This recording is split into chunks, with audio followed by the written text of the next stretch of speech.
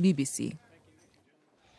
أدت فضيحة تنصت صحيفة مملوكة لمجموعة نيوز انترناشونال على هواتف شخصيات بريطانية أدت إلى استقالة رئيس شرطة العاصمة لندن.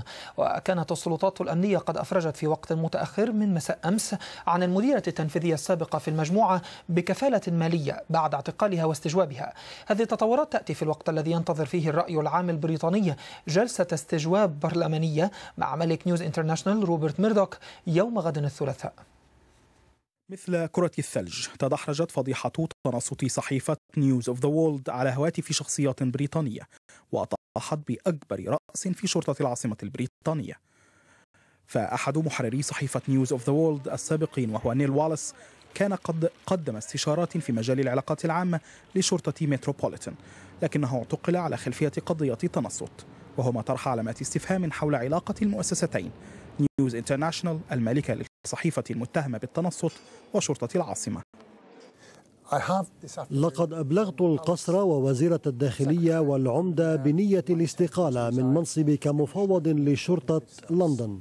لقد اتخذت هذا القرار كنتيجة للتكهنات الجارية وللادعاءات المتعلقة بصلة شرطة العاصمة مع نيوز انترناشونال على مستوى القيادات الإدارية. تأتي هذه الاستقالة في الوقت الذي تم فيه اعتقال ريبيكا بروكس المسؤولة السابقة في نيوز انترناشونال وأكثر موظفي روبرت ميردوك قربا منه.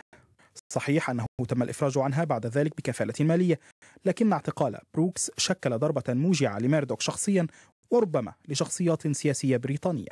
هنا تعانق بروكس رئيس الحكومة السابق توني بلير، هنا تقبل رئيس الحكومة الحالي ديفيد كاميرون. إنها المرأة التي كانت جسرا بين دوائر صنع القرار السياسي البريطاني وبين ميردوك.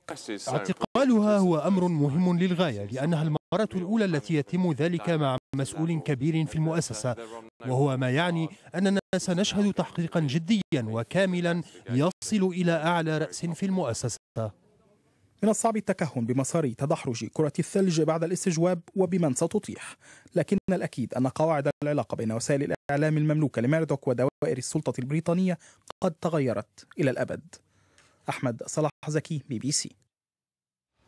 ودائما تستطيعون متابعة آخر الأخبار والتقارير على موقعنا على الإنترنت bbcarabic.com، كذلك المشاركة بآرائكم في برامجنا التفاعلية ومشاهدة البث الحي لBBC على الموقع ذاته. ألقاكم بعد قليل.